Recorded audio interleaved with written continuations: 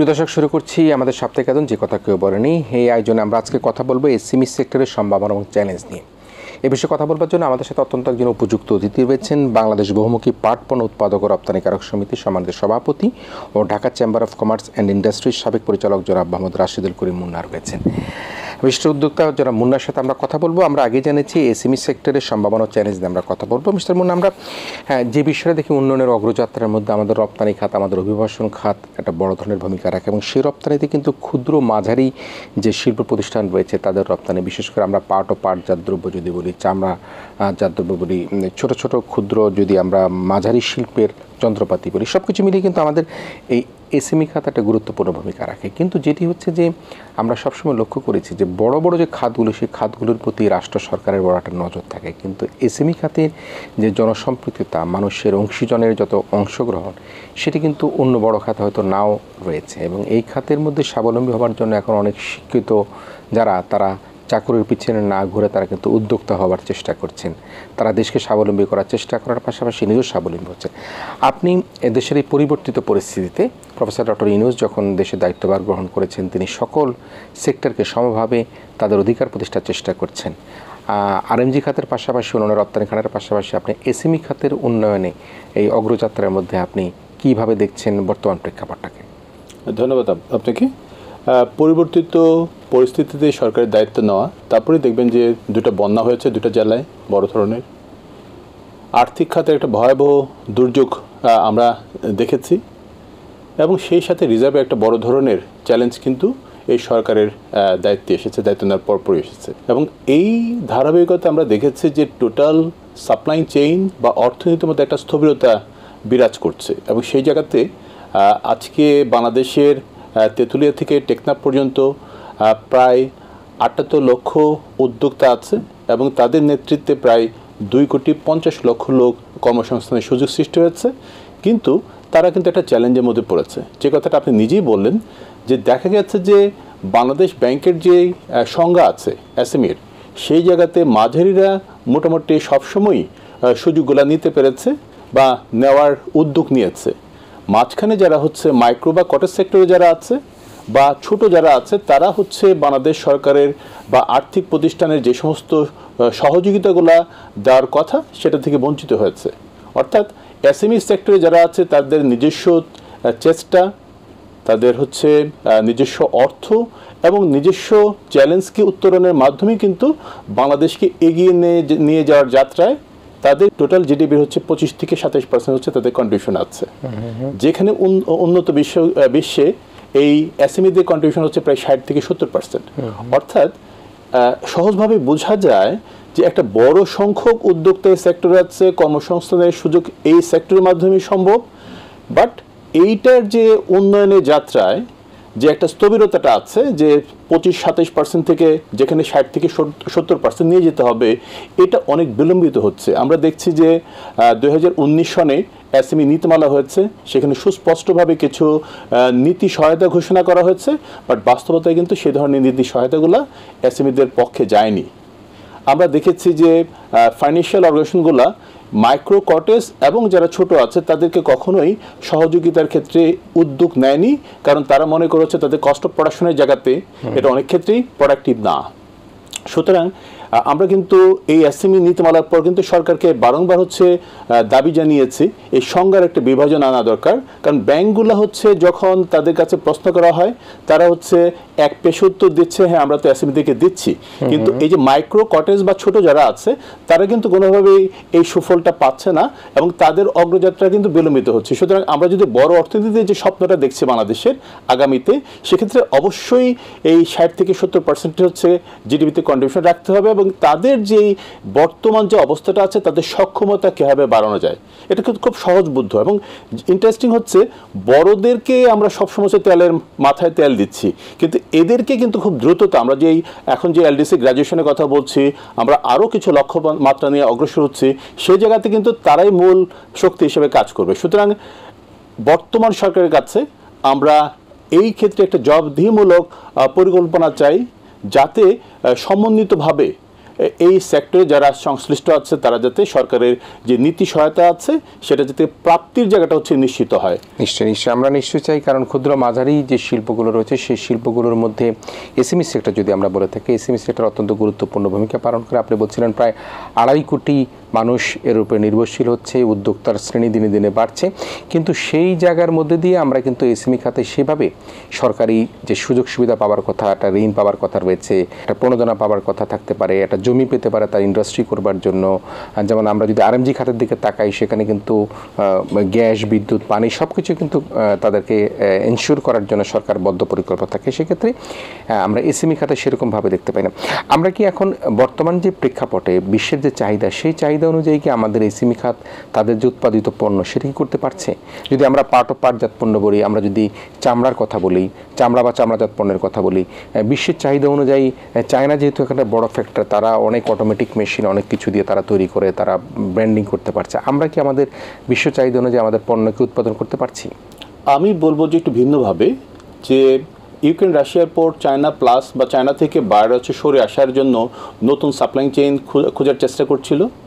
পাশাপাশি ট্রাম্প প্রশাসন আসার পর নতুন যে উদ্যোগগুলো হয়েছে সেখানে কিন্তু বাংলাদেশে একটা সুযোগ বেড়েছে। চায়নাতে হচ্ছে শ্রমিকদের, একজন শ্রমিকের পেছনে $400 থেকে $700 হচ্ছে পার মান্থ স্যালারি গুনতে হচ্ছে, যেখানে বাংলাদেশে সেটা 1/4 বা তারও নিচে। সুতরাং এখানে আমাদের হিউম্যান রিসোর্স আছে, বাট আমাদের প্রোডাক্টিভ যে অ্যাপ্লিকেশনের জায়গাটাতে হচ্ছে ঘাটতি আছে। অর্থাৎ আমি যে কথাটা একটু আগে বলেছি যে সক্ষমতার একটা বড় ধরনের গ্যাপ আছে। আমি যদি কম্পেয়ার করি, চাইনিজ একজন ওয়ার্কার যে পরিমাণ প্রোডাকশন একজন করে, বাংলাদেশে একই পরিমাণ প্রোডাকশনটা করতে গেলে 4 থেকে 6 জন লাগছে। অর্থাৎ তারা কি কাজটা করছে? তারা হচ্ছে তাদের প্রফেশনাল অ্যাপ্লিকেশনের জায়গাতে স্কিল এনহ্যান্সের জন্য কিছু উদ্যোগ নিয়েছে, পাশাপাশি তাদের প্রোডাকশনের জায়গাতে কিছু মেশিনারি ব্যবহার করছে, টেকনোলজি ব্যবহার করছে, যাতে একজন লোকই তার প্রোডাক্টিভিটি বাড়াতে পারে। অর্থাৎ অনেকগুলি স্টেপ আছে যেটা তারা মেশিনের করছে এবং কিছু কাজ হিউম্যান রিসোর্সে করছে। সুতরাং আমি মনে করি যে বিশ্বের যে এখনকার যে টোটাল সিচুয়েশন, আমরা বিশেষ করে ট্রাম্প প্রশাসনের পর যে একটা অস্থিরতা তৈরি হয়েছে, বাংলাদেশের একটা চমৎকার সুযোগ গ্রহণ করার সময় এসেছে। প্রশ্নটা হচ্ছে এই সুযোগটা তখনই আমি নিতে পারবো যখন আমি ওই সুযোগটা নেওয়ার যোগ্যতা আমার থাকবে। যে কথাটা আপনি বলেছেন যে এই বাস্তবতার প্রেক্ষিতে কিন্তু হ্যান্ডমেড প্রোডাক্ট বা সেমি হ্যান্ডমেড প্রোডাক্ট নিয়ে কিন্তু বেশ কিছু প্রোডাক্ট বাংলাদেশে উৎপাদিত হচ্ছে। Jute base, leather base, ceramic, food processing, plastic থেকে শুরু করে নানা ধরনের প্রোডাক্ট কিন্তু বাংলাদেশ থেকে ছোট পরিসরে এক্সপোর্ট হচ্ছে। আমরা দেখছি টোটাল এক্সপোর্টের যেখানে 81% হচ্ছে গার্মেন্টসের উপর নির্ভরশীল, অন্য সেক্টরগুলো হচ্ছে মাত্র 19% কাজ করছে। কিন্তু এই যে হ্যান্ডমেড অ্যাপ্লিকেশনে বা সেমি হ্যান্ডমেড অর্থাৎ কিছু মেশিনারি ব্যবহার করে বিশ্ববাজারের চাহিদা অনুযায়ী যদি আমরা পণ্য উৎপাদনের সক্ষমতা বাড়াতে পারি, তাহলে কিন্তু আপনি যে কথাটা বলেছেন, আমরা সেই যে একটা বিশাল অপরচুনিটি তৈরি হচ্ছে সামনে, এটাকে আমরা রিচ করতে পারবো। আমাদের যে টোটাল এক্সপোর্টের যে গ্রোথটা আছে বা ভলিউমটা আছে, এটা আমরা আগামী 5 থেকে 7 বছরের মধ্যে কিন্তু একটা বড় স্কেলে নিতে পারবো। এবং সেই কাজটা কিন্তু মূলত এসএমই সেক্টরে যারা সংশ্লিষ্ট আছে তাদের পক্ষে সম্ভব। খুব সহজভাবে বলি, একটা প্রতিষ্ঠানকে 1 কোটি টাকাতে টার্নওভার করা কিন্তু কোনো বিষয় না, যেটা এই মুহূর্তে 5 লক্ষ বা 10 লক্ষ আছে, যেখানে 78 লক্ষ উদ্যোক্তা আছে। আপনি করেন, মাল্টিপ্লাই করেন, যে টোটাল ফিগারটি কিন্তু অনেক দ্রুত বড় হবে। সমস্যাটা হচ্ছে আমরা সরকার থেকে ডিস্ট্রিক্ট, থানা, ইউনিয়নে যে একটা বিশাল সংখ্যক উদ্যোক্তা আছে, আমাদের কোনো ম্যাপিং নেই। অর্থাৎ যে কাজটা আমাদের প্রতিটি দেশগুলো করেছে, বিশেষ করে থাইল্যান্ড বা ইন্ডিয়া বা অন্য দেশগুলা, প্রত্যেকটা জেলায় তারা একটা হচ্ছে পরিকল্পনা নিয়েছে, ওখানে কি ধরনের রিসোর্স আছে, কি ধরনের স্কিল আছে, কি ধরনের মেটেরিয়ালস আছে, হেরিটেজ কি ধরনের আছে, এটাকে কম্বিনেশন করে কি ধরনের প্রোডাক্ট লোকাল মার্কেটের জন্য বিক্রি করতে পারে, কি ধরনের প্রোডাক্ট এক্সপোর্ট মার্কেটে নিয়ে যেতে পারে, তার জন্য কিন্তু একটা সুনির্দিষ্ট পরিকল্পনা আছে। বাংলাদেশে প্রায় 27টা মন্ত্রণালয় হচ্ছে এসএমই দিকে কাজ করছে, কিন্তু এসএমইরাই জানে না কি ধরনের কাজ ওই ডিস্ট্রিক্টে হচ্ছে। অর্থাৎ এই যে জবাবদিহিতার যে বিষয়টা বা সমন্বিত পরিকল্পনার যে একটা বড় ধরনের ঘাটতি আছে, আমরা সরকারের দৃষ্টি আকর্ষণ করব যে বর্তমান সরকার অন্তত এই দেখভালটা করবে, একটা জবাবদিহিতার আওতায় আনা। এবং তার আগে দরকার হচ্ছে একটা ডিস্ট্রিক্ট থেকে আমরা কি ধরনের প্রোডাক্ট, কি ধরনের উদ্যোক্তা, কি ধরনের স্থানীয় বাজারে কি ধরনের কাজ করতে পারে, এক্সপোর্ট মার্কেটে কি নিয়ে যেতে পারে, এটা যদি একটা সমন্বিত প্ল্যানিং থাকে, আগামী 5 থেকে 7 বছরের একটা প্ল্যানিং থাকে, এবং সেই জায়গাতে বাংলাদেশ সরকারের যে বিভিন্ন মন্ত্রণালয় যে ধরনের সাপোর্টগুলো দিচ্ছে, আমরা অনেক জায়গায় শুনছি স্কিল ট্রেনিং হচ্ছে, কোথাও মার্কেটিং এর ইনিশিয়েটিভ না হচ্ছে, কোথাও ফাইন্যান্সিয়াল অ্যাসিস্ট্যান্স দেওয়া হচ্ছে, কিন্তু আলটিমেটলি টার্গেট ওরিয়েন্টেড না। আমি যদি টার্গেট করি যে আমি আগামী 5 বছরে প্রত্যেকটা জেলাতে আমরা 50,000 উদ্যোক্তাকে ফোকাস করে কাজ করবো এবং এই 50,000 উদ্যোক্তাকে মানে তাদের সক্ষমতা বাড়ানোর জন্য সমন্বিত পরিকল্পনা কি দরকার, এবং সেক্ষেত্রে আমি মনে করি প্রত্যেকটা ডিস্ট্রিক্টের জেলা প্রশাসক আছেন, ওনার নেতৃত্বে যদি একটা কোঅর্ডিনেশন করা হয় এবং সেখানে যদি একটা প্ল্যানিং করা হয়, আমার কাছে মনে হচ্ছে এটা একটা বড় মিসিং বাংলাদেশের জন্য। আমাদের প্রতিযোগী দেশগুলো আমি পাশাপাশি যেটা দেখেছি, শুধুমাত্র জেলা না, তারা যে সমস্ত পটেনশিয়াল প্রোডাক্ট বা সেক্টর আছে তাকে একটা ফোকাস করে তারা একটা স্ট্র্যাটেজিক প্ল্যান নিচ্ছে এবং সেই প্ল্যানটাকে বাস্তবায়নের জন্য যা যা করা দরকার সেখানে হচ্ছে স্কিল ডেভেলপমেন্ট দরকার, রিসার্চ দরকার, প্রোডাক্ট ডেভেলপমেন্ট দরকার, টেকনোলজি সাপোর্ট দরকার, ফাইন্যান্সিয়াল অ্যাসিস্ট্যান্স দরকার, লোকাল মার্কেট অ্যাক্সেসটাকে কীভাবে বাড়ানো যায় সেটার জন্য কী করা দরকার, এক্সপোর্ট মার্কেটে কী করা দরকার, সবগুলি নিয়ে কিন্তু তাদের 3-4 বছর একটা প্ল্যানিং থাকে এবং সেই প্ল্যানিংটার একটা বাস্তবায়নের জায়গাতে হচ্ছে একটা জবাবদিহিতা থাকে। এই বিষয়টা আমার কাছে মনে হচ্ছে বর্তমান সরকার একটা বড় দায়িত্ব, বড় চ্যালেঞ্জ, কারণ আগামীর যে বাংলাদেশের যে সম্ভাবনার দ্বার উন্মোচিত করবে কিন্তু এই এসএমইরাই। সুতরাং তাদেরকে কীভাবে বুস্ট আপ করা যায়, একটি সত্যিকার অর্থে একটা এনাবলিং এনভায়রনমেন্ট ক্রিয়েট করা যায়, এটি হচ্ছে সরকারের দায়িত্ব এবং এটাই আমরা আশা করছি। জি নিশ্চয়ই। আমরা যেমন আপনি তো পৃথিবীর প্রচুর দেশে গিয়েছেন, অন্য যারা আমরা পার্শ্ববর্তী দেশও যদি ধরি, আমরা সিঙ্গাপুর ধরি, থাইল্যান্ড ধরি, আমরা চায়না ধরি, এসব দেশগুলোতে যখন আমরা ট্যুরিস্ট হিসেবে যাই সেখানে কিন্তু নানা ধরনের সুবিনির আমরা আসার সময় নিয়ে আসি, কিন্তু বাংলাদেশে একজন ফরেনার আসলে, কোনো ট্যুরিস্ট আসলে তাকে সেরকম উল্লেখযোগ্য কোনো সুবিনিয়র তার কিনবার মতো কোনো কিছু, কোনো রকম দোকানপাট বা প্রতিষ্ঠানও গড়ে ওঠে না বা সুবিনিয়রও সেখানে আমরা তৈরি করতে পারি। তো এসএমই খাতের যারা আছেন তারা কি এই বিষয়টা নজর দিতে পারে কিনা? না, অবশ্যই দিতে পারে, কারণ বাংলাদেশের ব্র্যান্ডিংয়ের জন্য এটা খুব পজিটিভ একটা ইম্প্যাক্ট আনবে এবং আমি মনে করি সময় এসেছে যে আমরা একটা জিনিস চিন্তা করি, যেটা আপনি বলেছেন যে একটা দেশের তো একটা ব্র্যান্ডিং লাগবে এবং সেই ব্র্যান্ডিংয়ে আমাদের যে লোকাল হেরিটেজ আছে, আমাদের যে প্রোডাক্ট আছে, আমাদের যে মানে যেটা দিয়ে আমরা আমাদের নিজস্ব আইডেন্টিটি ক্রিয়েট হবে, এই জায়গাতে আমরা কিন্তু গার্মেন্টস কিন্তু আমাদের নিজস্ব আইডেন্টিটি না। সুতরাং বাংলাদেশে অনেক পটেনশিয়াল প্রোডাক্ট আছে, অনেক ক্লাস্টার আছে, অনেক হেরিটেজ বেসড প্রোডাক্ট আছে, সেটাকে যদি আমরা কম্বাইন করে আমরা যদি সেই ধরনের উদ্যোগটা নেই, সেক্ষেত্রে আমি মনে করি শুধু সরকার নয়, উদ্যোক্তাদেরকে এসে এগিয়ে আসতে হবে, হয়তো কিছু ফেসিলিটি এনশিওর করতে হবে। সেই জায়গাতে একই কথা বলছি যে সেখানে ডিজাইন, প্রোডাক্ট ডেভেলপমেন্ট এবং মার্কেটিংয়ের যে স্কোপটা সম্প্রসারণ করা দরকার সেটাকে ফোকাস করা দরকার এবং সেটার মাধ্যমে সেটা সম্ভব। যে আপনি যদি ঢাকা এয়ারপোর্টই ধরেন আর অন্যান্য সিলেট বা অন্যান্য এয়ারপোর্টগুলি ধরেন যেখান থেকে ইন্টারন্যাশনাল ফ্লাইট বাইরে যায়, আপনি এয়ারপোর্টে গেলে এমন কোনো দোকান পাবেন না বা শোরুম পাবেন না যেখানকার মধ্যে বাংলাদেশের হেরিটেজ আলা কোনো খুব বেশি প্রোডাকশন একজন ফরেনার যাওয়ার সময় নিয়ে যেতে পারবে, সেটা থেকে হয়তো বা কোনো কারণে মুগ্ধ হয়ে সেটা অর্ডার দিতে পারবে। এই চ্যালেঞ্জটা কেন আমাদের? আমার কাছে যেটা প্রথমত যেটা মনে হচ্ছে যে আমরা যারা উদ্যোক্তারা কাজ করছি সেক্ষেত্রে আমাদের উদ্যোক্তাদের কিছু হচ্ছে ল্যাকিং আছে, এটা আমি মেনে নিচ্ছি, কিন্তু যেমন উদাহরণ দিচ্ছি পর্যটন কর্পোরেশন, তাদের একটা দায়বদ্ধতা আছে এটাকে বুস্ট আপ করা, আমাদের যেটা আপনি বলেন বাংলাদেশের ব্র্যান্ডিং এর ক্ষেত্রে কি ধরনের প্রোডাক্টগুলোকে পিক আপ করা, তার জন্য প্রপারলি প্রোডাক্ট ডেভেলপমেন্ট করা এবং সেটাকে প্রপারলি ডিসপ্লে করা, যাতে বিদেশি শুধু কাস্টমার না, যারা বিদেশে বাংলাদেশিরা থাকে তারাও কিন্তু বাংলাদেশে একটা প্রোডাক্ট নিয়ে যেতেই তার বন্ধু বান্ধবকে দিতে উৎসাহিত হয়। সেই জায়গাটা হচ্ছে আমার কাছে মনে হচ্ছে একটা মিসিং, এক্ষেত্রে আমাদের কিছু কাজ করা দরকার জরুরি ভিত্তিতে। আমরা দুটা বিষয় নিয়ে একটু কথা বলতে চাই, সেটি হচ্ছে যে এলডিসি গ্র্যাজুয়েশন কথা আপনি বলেছেন, মার্কিন শুল্ক ঝড় বইছে সেটাও আপনি বলছেন, সেখানে বলেন যে মার্কিন শুল্ক ঝড়ে আমরা সেটাকে অপরচুনিটি হিসেবে কাজে লাগাতে পারি, কিন্তু এলডিসির গ্র্যাজুয়েশন যদি হয় সেক্ষেত্রে কিন্তু আমাদের অনেক ক্ষেত্রে আমরা আমাদের যে শুল্ক সুবিধা সেই শুল্ক সুবিধা থেকে কিন্তু আমরা রেয়াত পাবো না। তো সেই অবস্থায় এসএমই খাত তারা যদি শুল্ক রেয়াত না পায়, তারা কি কম্পিটিশনে, আমরা যদি ভিয়েতনাম বলি, চায়না বলি, তাদের সাথে কি কম্পিটিশনে, ভারতও বলি, তাদের কম্পিটিশনে কি আমরা মাথা উঁচু করে দাঁড়াতে পারবো? এখানে হচ্ছে দুইটা ফেজ। একটা ফেজ হচ্ছে এলডিসি গ্র্যাজুয়েশনের পর স্বাভাবিকভাবেই যে কেউ চায় যে তার একটা সম্মানজনক একটা অবস্থান তৈরি করতে, সেটা অবশ্যই আমাদেরকে সম্মানজনক অবস্থান নিয়ে যেতে পারবো তখনই আপনি যে কথাটা দ্বিতীয়টা বলেছেন যে আমরা সেই সক্ষমতার জায়গাতে আমরা প্রস্তুত কিনা। আমরা দেখেছি এলডিসি গ্র্যাজুয়েশনের আলোচনাটা তো আজকে আলোচনা হচ্ছে না, এটা আরও 2 বছর আগে এফবিসিসির নেতৃত্বে 7টা হাই প্রোফাইল কমিটি করা হয়েছিল যে এই চ্যালেঞ্জগুলো উত্তরণের জন্য কি কি করা দরকার। আমি এসএমই নীতিমালার কথা বলেছি, এসএমইদের উন্নয়নের জন্য কি কি করা দরকার, সব কি কি করার মধ্যেই আমরা এখনো আছি, অর্থাৎ পেপার ওয়ার্কের মধ্যে আছে। যে সমস্ত সাপোর্টগুলো দিলে আমরা কীভাবে বেসিক প্রোডাক্ট না করে কীভাবে ভ্যালুয়েটেড প্রোডাক্টগুলা বা ইন্টারন্যাশনাল মার্কেটের ডিমান্ড অনুযায়ী আমরা কীভাবে কাজ করতে, আমরা ছোট্ট এক উদাহরণ দিই। রানা প্লাজার 2013-তে ঘটনার পর এন্টার গার্মেন্টস ইন্ডাস্ট্রি কিন্তু ঘুরে দাঁড়িয়েছে। কারণটা হচ্ছে 99% গার্মেন্টস ফ্যাক্টরি কিন্তু ইন্টারন্যাশনাল স্ট্যান্ডার্ডের কমপ্লায়েন্স সার্টিফিকেশন আছে। এখন নন গার্মেন্টস সেক্টরে যখনই হচ্ছে কোনো বায়ার, বিশেষ করে এলডিসি গ্র্যাজুয়েশনের পর কথা বলার সুযোগ থাকবে না যে তোমার কমপ্লায়েন্স সার্টিফিকেশন নেই ফ্যাক্টরির, এটা কিন্তু বাংলাদেশের সার্টিফিকেশন না, ইন্টারন্যাশনাল স্ট্যান্ডার্ডের সেফটি সিকিউরিটির বেস যে সার্টিফিকেশনের কথা আমি বলছি। সুতরাং প্রথমেই কিন্তু এখন বায়াররা আমাদেরকে প্রশ্ন করছে যারা আমরা এক্সপোর্ট করি, তোমার ফ্যাক্টরি কি ধরনের কমপ্লায়েন্স আছে। দ্বিতীয়ত হচ্ছে আমার প্রোডাক্টিভিটি বাড়াতে হবে। আপনি যদি টোটাল এক্সপোর্টের যে সিনারিটা যদি দেখেন, তাহলে দেখবেন যে সমস্ত দেশগুলোতে আমরা জিএসপি ফ্যাসিলিটি পাচ্ছি, অর্থাৎ ইম্পোর্ট ট্যাক্স না দিয়ে যে বায়াররা ইম্পোর্ট করতে পারছে সেই সমস্ত দেশগুলোতে আমরা এক্সপোর্ট করছি, একটা মেজর অংশ প্রায় 80% হচ্ছে সেটা করছি। সুতরাং এই যে এলডিসি গ্রেডেশনের উপর এটা থাকবে না।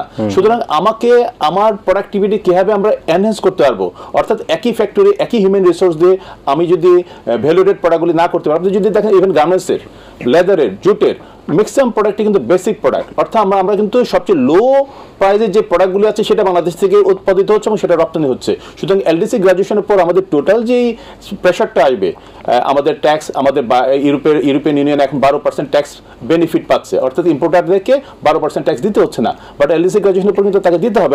হয়তো আমরা 3 বছরের সুযোগটা পাবো, কিন্তু এই যে প্রস্তুতির যে জায়গাটা, সেই জায়গাতে আমাদের যেটা দরকার, আমাদের এই প্রোডাক্ট ডেভেলপমেন্ট বা আমাদের ভ্যালুয়েশনের জন্য রিসার্চ খুব ইম্পর্টেন্ট একটা ইস্যু। আপনি যদি প্রতিটি দেশগুলোর দিকে তাকিয়ে দেখেন, প্রত্যেকটা দেশে কিন্তু সেক্টর ওয়াইজ হচ্ছে সার্ভিস প্রোভাইডার আছে। অর্থাৎ আমি একজন উদ্যোক্তা, আমি একটা প্রোডাক্ট ডেভেলপ করব বা আমি মার্কেটিং করব, আমাকে কিন্তু একটা প্রফেশনাল সাপোর্টটা দিচ্ছে। বাংলাদেশে কিন্তু এই ধরনের একটা প্রতিষ্ঠান গড়ে ওঠেনি, শুধুমাত্র বিজিএম এর আন্ডারে একটা হচ্ছে ইনস্টিটিউট হয়েছে, যেখানে হচ্ছে ডিজাইনাররা কিভাবে ডেভেলপ করবে সেটার জন্য একটা উদ্যোগ নেওয়া হয়েছে। কিন্তু আমি তো মনে করি যে প্রত্যেকটা সেক্টরে আমরা যদি রাইট ডিরেকশনে যেতে পারি, আমাদের কি ধরনের রিসার্চ দরকার আমাদের ইন্ডাস্ট্রির জন্য, অর্থাৎ ইন্ডাস্ট্রি এবং একাডেমির মধ্যে কিন্তু যে যোগসূত্রটা থাকা দরকার, এটা কিন্তু অনুপস্থিত। সুতরাং এই জায়গাতে ভাবতে, কারণ গার্মেন্টসের একটা বড় বেনিফিটটা কি আছে যে 81% এক্সপোর্ট হচ্ছে গার্মেন্টস, কিন্তু বায়াররা কিন্তু ডিজাইনগুলো দিয়ে দিচ্ছে, অর্থাৎ আমাকে কিছু করতে হচ্ছে না। বাট কোনটা, এটা হচ্ছে বেসিক প্রোডাক্ট। আমি যদি একটু ভ্যালুয়েটেড প্রোডাক্ট বা ব্র্যান্ডের দিকে যেতে চাই, সেখানে কিন্তু আমাকে রিসার্চ করতে হবে, এবং সেই জায়গাটাতে হচ্ছে একটা বড় আমাদের উদ্যোগ নিতে হবে যে কিভাবে এই দেশে কিছু সার্ভিস ইনস্টিটিউট বা সার্ভিস সেন্টার গড়ে ওঠে, যারা এই যে এলডিসি গ্র্যাজুয়েশনের পর যে আমরা যে বেনিফিটগুলো মিস করব, তার মানেই হচ্ছে আমাদেরকে আমাদের ভ্যালুয়েটেড প্রোডাক্ট করার সক্ষমতা বাড়াতে হবে, আমাদের প্রোডাক্টিভিটি বাড়াতে হবে এবং স্কেলটাকে বড় করতে হবে। সুতরাং যে কোনো ইম্পোর্টার কিন্তু কন্টেনার ছাড়া ইম্পোর্ট করবে না। সেই জায়গাতে আমরা দেখেছি এই 80-র দশকে গার্মেন্টস সেক্টরে যারা ছিল, তারা হচ্ছে 20 জন 25 জন মিলে একটা শিপমেন্ট উঠিয়ে দিয়েছে। এখন আল্লাহর রহমতে অনেকেই বড় স্কেলে নিয়ে আসছে তাদের ইন্ডাস্ট্রি, এবং তারা এককভাবেই দিচ্ছে। কিন্তু এই জায়গাতে কিন্তু একটা যোগসূত্র দরকার, যে সমস্ত নন গার্মেন্টস সেক্টর আছে, সিরামিক বলেন, লেদার বলেন, জুট বলেন, হ্যান্ডিক্রাফট বলেন, প্লাস্টিক বলেন, রিসাইক্লিং প্রোডাক্ট বলেন, অর্থাৎ যত ধরনের প্রোডাক্টগুলি বাংলাদেশে হচ্ছে, বিশেষ করে এক্সপোর্ট পলিসিতে যে সমস্ত সেক্টরগুলোকে ফোকাস করা হয়েছে, যেটা পটেনশিয়াল সেক্টর, সেটা কীভাবে গ্রাসরুটে হচ্ছে ডেভেলপ হয়, এবং সেই ডেভেলপমেন্ট হচ্ছে লোকাল মার্কেটের যে ডিমান্ড আছে সেটা পূরণ করে গ্র্যাজুয়ালি কীভাবে এক্সপোর্ট হতে পারে। কারণ ডে নাইট এক্সপোর্ট হওয়া সম্ভব না, যে কোনো ইন্ডাস্ট্রি কিন্তু ডে নাইট হয় না। সুতরাং এই যে আমার কাছে যেটা মনে হচ্ছে বাংলাদেশের একটা বড় চ্যালেঞ্জ বা বড় ধরনের মিসিং হচ্ছে যে সুনির্দিষ্ট কোনো প্ল্যানিং নেই। ইভেন আমরা দেখেছি যে বাজেটে 1 বছর কেন্দ্রিক একটা নীতি সহায়তা ঘোষণা করা হচ্ছে, কিন্তু একটা নতুন বিনিয়োগ, অর্থাৎ আমি যে কথা বলতে যাচ্ছি, আমরা যেখানে 25 থেকে 27% আমাদের জিডিপির অংশ হিসেবে আছে, 67% নিতে গেলে তো আমাকে একটা বড় বিনিয়োগ করতে হবে, এবং বিনিয়োগটা শুধুমাত্র অর্থে বিনিয়োগ না, অর্থাৎ তাদের টোটাল যে সাপ্লাই চেইনটা আছে কীভাবে তাদের সক্ষমতা বাড়ানো যায় এবং তাদের স্কেলটাকে কীভাবে বাড়বে, তার জন্য আমাদের যে হিউম্যান রিসোর্স আছে, এই হিউম্যান রিসোর্স তো সেক্টর ওয়াইজ ডেভেলপ করতে হবে। আপনি যদি একটা ইন্ডাস্ট্রির জন্য স্কিল ওয়ার্কার চান, আপনি কিন্তু পাচ্ছেন না, আমি পাচ্ছি না, আমাকে তৈরি করতে হচ্ছে। এখন আমি করব যেই গতিতে, আমার সক্ষমতা অনুযায়ী, সেখানে যদি সরকার তো বিজনেস করবে না, অন্তত এই ফ্যাসিলিটিগুলো আমাকে কীভাবে এনশিওর করতে পারে। আমি যদি হিউম্যান রিসোর্স পাই, স্কিল হিউম্যান রিসোর্স পাই, আমি কিন্তু ইজিলি একটা ইন্ডাস্ট্রি সেট আপ করে আমি কিন্তু 6 মাসের মধ্যে আমি প্রপার একটা পড়াশোনায় যেতে পারবো। এখন যেটা হচ্ছে, একটা উদ্যোক্তা উদ্যোগ নিচ্ছে, নতুন লোকদেরকে তৈরি করতে হচ্ছে যে কিছুই জানে না, গ্রাজুয়ালি আমাকে প্রায় 3 বছর ওয়েট করতে হচ্ছে। ফ্যাক্টরিতে ইনভলভ করার পরে তাকে ট্রেনিং করানো হচ্ছে, সে কাজ শিখছে, কাজ শেখার পর দেখা যাচ্ছে সে আর ওই ফ্যাক্টরিতেই নাই, অন্য জায়গায় চলে যাচ্ছে। সো আমরা কিন্তু যেটা দেখি যে বাংলাদেশে কিন্তু আমরা বিশেষ করে আমরা যদি আরএমজি খাতের দিকে তাকাই, আমাদের শ্রীলঙ্কা এবং ভারতের যে উপর লেভেলে যারা কর্মকর্তারা রয়েছে এরা সবাই কিন্তু ভারতের বা শ্রীলঙ্কা থেকে এসে থাকে, ফিলিপাইন থেকে এসে থাকে, অথচ আমরা সেই জায়গায় আমাদের দক্ষ স্টাফিং বা দক্ষ কর্মী আমরা তৈরি করতে পারি না, যেটা আরএমজি খাতের জন্য খুবই জরুরি এবং দরকার। সেক্ষেত্রে সরকারকে অবশ্যই এই ধরনের যাতে দক্ষ কর্মশক্তি তৈরি করা যায় সেজন্য তারা চিন্তা করবেন। আমি এটা শেষের দিকে আলোচনায় আসি, একটু সমালোচনা, এটি আলোচনা নয়, সেটি হচ্ছে রপ্তানি পণ্য নিয়ে এক ধরনের মিশ্র প্রতিক্রিয়া রয়েছে। বলা হচ্ছে যে যে পণ্য রপ্তানি করা হয় সেই অনুযায়ী যে ইনসেন্টিভ নেয় সেই ইনসেন্টিভটা কিছুটা সেখানে অনৈতিকভাবে থাকে। যেমন 1 কোটি টাকার যদি রপ্তানি পণ্য করা হয় দেখা হয় তাকে একটু বেশি করে নেওয়া হয়, আবার দেখা যায় হয়তো রপ্তানি করে নাই কিন্তু ইনসেন্টিভ নিয়েছে। তো এই যে বিভিন্ন খাতের, যেমন যদি আমরা এসএমই খাতের বলি, আমাদের আরএমজি খাতের বলি, তো এই যে বিভিন্ন খাতের যে এই ইনসেন্টিভ নিয়ে যে ধরনের মানুষের মধ্যে ধারণা রয়েছে, আপনি সেটা কীভাবে দেখেন? এটা হচ্ছে পুরোপুরি সত্য নয়। আমরা দেখেছি বন্ডের জন্য আজকে গার্মেন্টস সেক্টর হচ্ছে এই জায়গায় দাঁড়িয়েছে। আজকে যদি বন্ড না থাকতো তাহলে কিন্তু গার্মেন্টস সেক্টর এই জায়গাতে আসতে পারতো না। এখন 5%, 7% বা 10% মিসইউজ হচ্ছে, তার জন্য কিন্তু অন্যরা দায়ী নয়। এটা হচ্ছে দায়ী হচ্ছে সরকারি যে কর্মকর্তা আছে তাদের যুগ সাজনেই হচ্ছে কিন্তু এই দুর্নীতি বা অনৈতিকতা করার সুযোগটা পেয়েছে। সুতরাং ইভেন আমি যেটা বলছি যে নন গার্মেন্টস সেক্টরে কিন্তু বন্ডের সুযোগটা দেওয়া হচ্ছে না। ঘোষণা আছে নীতিমালায় যে কেউ যদি ইম্পোর্ট করে র মেটেরিয়ালস, এক্সপোর্ট করার পর সে যে ভ্যাট ট্যাক্সটা দিচ্ছে সেটা রিটার্ন পাবে। বাস্তবতা কিন্তু সেটা সে প্রপারলি পাচ্ছে না বলে কিন্তু সে সক্ষমতায় যেতে পারছে না। সুতরাং এমন কিছু চিন্তা করতে হবে যে জবাবদিহিতাটা কীভাবে হতে পারে, এবং এই জায়গাতে হচ্ছে সুশাসন খুব গুরুত্বপূর্ণ। এটা শুধুমাত্র ব্যবসায়িক মহলে না, এটা সরকারি মহলে যারা এটার সাথে যুক্ত আছে তারাও কিন্তু অনৈতিকতার সাথে যুক্ত আছে। এটাকে আসলে একটু আমি বলবো সংশোধন করা দরকার। আমি যেমন পাশাপাশি বলবো আমাদের প্রতিযোগী দেশগুলো যে কাজটা করছে ইনসেন্টিভের জায়গাতে, যে তারা হচ্ছে 25 থেকে 36% তাদের যে গভর্নমেন্টের প্রকিউরমেন্ট আছে, অর্থাৎ গভর্নমেন্ট যে সমস্ত পারচেসগুলো করছে এসএমইদের থেকে কেনার একটা বাধ্যবাধকতা আছে। এটা কিন্তু আমাদের দেশে নেই, এটা চিন্তা করা দরকার। আমাদের সেটা ইভেন ভারতও সেটা আছে, ভারত সহ আমাদের প্রতিযোগী সবগুলো দেশে এটা আছে। বললাম 25 থেকে 36% আছে। আমরা যেই জায়গাতে হচ্ছে আমরা ভ্যাট ট্যাক্সটা দিচ্ছি, একজন আমি হচ্ছে যশোর থেকে একটা জিনিস কিনে আমি একটা ফাইনাল প্রোডাক্ট করব, তাকেও ভ্যাট ট্যাক্স দিতে হচ্ছে, আমাকেও ভ্যাট ট্যাক্স দিতে হচ্ছে। বাট আমি যদি হচ্ছে ইম্পোর্ট করে নিয়ে আসি আমাকে কিন্তু সেই জায়গাতে দিতে হচ্ছে না। অর্থাৎ এখানে কিন্তু একটা কম্পিটিশনের ঝামেলা আছে, যেটা সরকারকে চিন্তা করা দরকার। এই যে নীতিগত দিক দিয়ে কিছু ঝামেলা আছে, পাশাপাশি সরকারের আমি যেটা ইতিমধ্যে বলেছি যে কোনো প্রফেশনাল ইনস্টিটিউট নেই বা প্রফেশনাল সার্ভিস সেন্টার নেই। সুতরাং আপনি যে কথাটা বলেছেন যে ইনসেন্টিভের জায়গাতে যেহেতু এলএসসি গ্র্যাজুয়েশনের পর দেওয়ার সুযোগ হবে না, কিন্তু আমরা যদি চিন্তা করি আমরা যে ধরনের রিসার্চগুলি করব, যে বিনিয়োগগুলো করব, আমরা যে স্কিল ডেভেলপমেন্ট করব, আমরা যে টেকনোলজিগুলো নিয়ে আসবো, আমরা যে প্রোডাক্ট ডেভেলপমেন্ট করব, আমরা যে ডোমেস্টিক মার্কেট বা ইন্টারন্যাশনাল মার্কেটে যে মার্কেটিং করার জন্য একটা বড় ধরনের একটা বিনিয়োগ করতে হয়, এই জায়গাতে আসলে ডিফারেন্টভাবে ইনসেন্টিভ দেওয়া যায় কিনা। পাশাপাশি গ্যাস আছে, আমাদের ইলেকট্রিসিটি আছে, আদার যে ফেসিলিটিগুলো আছে সেখানে আমরা কিছু বেনিফিট পেতে পারি কিনা। প্রবলেমটা হচ্ছে আমাদের দেশের ইভেন্ট সরকার প্রধান যখন ঘোষণা করার পরও সেন্ট্রালাইজ করা যায় না ফেসিলিটিগুলা, যেখানে বাংলাদেশের বিনিয়োগগুলো হচ্ছে না। এই আমলাতান্ত্রিক জটিলতার মধ্যে বিদেশিরাও এসে 1 বছর ঘুরপাকের মধ্যে আবার ভয়ে চলে যায়। একইভাবে কিন্তু এই নীতিমালাগুলো হচ্ছে বিচ্ছিন্ন থাকার কোনো সুযোগ নেই, সময় এসেছে এটাকে সেন্ট্রালাইজ করা যায় কীভাবে, তাহলে যে ছোট ছোট উদ্যোক্তারা আছে তারা বেনিফিট হবে। যেমন একটা এক্সাম্পল দিচ্ছি, এই ট্রেড লাইসেন্স বা ভ্যাট লাইসেন্স বা ট্যাক্সের ফাইল এটা সবার জন্য একরকম, এবং স্টার্ট আপ বা নতুন যে ব্যবসায়ী শুরু করেনি তার জন্য তো একটা আলাদা ক্যাটাগরি হওয়া দরকার। যেই বড় কোম্পানি 5,000 টাকা যদি হচ্ছে ট্রেড লাইসেন্সের ফি দেয়, একবারে নতুন যে স্টার্ট আপ তাকে 5,000 দিতে হচ্ছে। সুতরাং এখানে একটা ডিভিশন আনা দরকার, কারণ আমি বলেছি মাইক্রো এবং কটেজ সেক্টরে ভ্যাট ট্যাক্স লাইসেন্স নেই বিধায় ব্যাংকগুলো তাদের ব্যাপারে অনীহা দেখাচ্ছে। সুতরাং এখানেও বাংলাদেশ ব্যাংকে চিন্তা করতে হবে নতুন ইনোভেটিভ প্রোডাক্ট নিয়ে আসা, কিভাবে তাদেরকে সাপোর্ট দেওয়াটাকে এনশিওর করা যায়, একটা জবাবদিহিতা আনা যায়। তারা যদি কাগজে কলমে না বলে নতুন প্রত্যেকটা ব্যাংক প্রত্যেকটা ব্রাঞ্চ কতজন নতুন উদ্যোক্তাকে সাপোর্ট দিচ্ছে, এই জবাবদিহিতা থাকা দরকার। পাশাপাশি আমাদের প্রতিযোগী দেশগুলো যে কাজটা করেছে যে এসএমই ব্যাংকটাকে প্রতিষ্ঠিত করেছে। আমাদের দেশে ব্যাংকের ছাতার মতো অনেক ব্যাংক হয়েছে, এত ব্যাংক দরকার নেই, কিন্তু যেই সেক্টরটা সবচেয়ে বড় কন্ট্রিবিউশন রাখতে পারে সেখানে কিন্তু সরকার গুরুত্ব দিচ্ছে, ব্যাংক করছে না। সুতরাং আমি মনে করি একটা জবাবদিহিতা দরকার, একটা লক্ষ্যমাত্রা নির্ধারণ করা দরকার, এবং আমাদের প্রধান উপদেষ্টা মহোদয় তরুণদেরকে উৎসাহিত করার জন্য চিন্তা করছেন, পাশাপাশি পাশাপাশি উনি আন্তর্জাতিকভাবে সমর্থিত একজন লোক, সুতরাং ওনার যে পার্সোনাল ব্র্যান্ডিংটা আছে, আমাদের কিন্তু একটা নেগেটিভ ব্র্যান্ডিং আছে ইন্টারন্যাশনাল মার্কেটে। তারা জানে যে বাংলাদেশে খরা, বন্যা, ঘূর্ণিঝড়, এখানে শিশু শ্রম ব্যবহার হয়, সুতরাং এই যে একটা নেগেটিভ যে একটা ব্র্যান্ডিং আছে, এটাকে পজিটিভ ব্র্যান্ডিং কিভাবে আমরা এস্টাবলিশ করতে পারি, সেটাই কিন্তু একটা বড় চ্যালেঞ্জ। কারণ এই যে এলডিসি গ্র্যাজুয়েশনের পরে কেন সে ভিয়েতনাম, ক্যাম্বোডিয়া ছেড়ে বাংলাদেশে আসবে? আপনি যখন মেয়ে বিয়ে দিতে যাবেন নোয়াখালীতে, তখন কিন্তু চিন্তা করবেন যে সেই ফ্যামিলিটা ভালো কিনা, সেখানে নির্ভরশীল কিনা, যোগাযোগ ব্যবস্থা ভালো কিনা, টয়লেটগুলো হাইজেনিক কিনা, এই যে সবগুলো মিলে কিন্তু একটা আস্থার জায়গাটা তৈরি করতে হবে। এই জায়গাতে আমি আপনাদের মাধ্যমে মাননীয় প্রধান উপদেষ্টা দৃষ্টি আকর্ষণ করছি, ভিয়েতনাম, ক্যাম্বোডিয়া যে কাজটা করেছে, যে বড় বড় ব্র্যান্ডের যে কোম্পানিগুলো আছে, ম্যানুফ্যাকচারিং ইউনিটগুলো তারা বিশেষ ব্যবস্থায় তাদের দেশে নিয়ে গেছে। যখন একটা ভালো ইন্ডাস্ট্রি যায়, একটা ভালো কোম্পানি যায়, অন্য আরো 20টা কোম্পানি লক্ষ্য রাখে সে কেমন করছে। সুতরাং এই ধরনের চিন্তাগুলি করতে হবে। নিশ্চয়ই প্রিয় দর্শক, আমরা আলোচনা শুনলাম, আমরা আমাদের এসএমই সেক্টরের সম্ভাবনা এবং চ্যালেঞ্জ নিয়ে কথা বলছি। আসলে ঘুরে ফিরে একটা সুশাসন দরকার, এবং সুশাসনের সাথে সাথে সরকারের নীতি সহায়তার যে কথাটা বলা হচ্ছে সেটিও দরকার।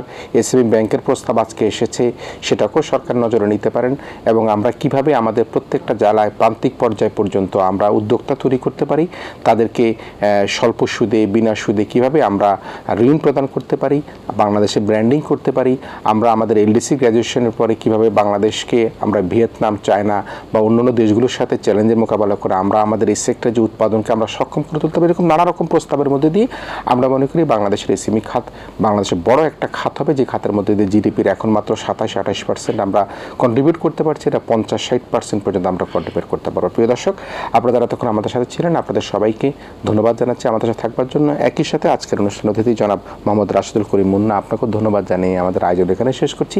আপনারা ভালো থাকবেন, সবাই মিলে ভীষণ ভালো থাকবেন।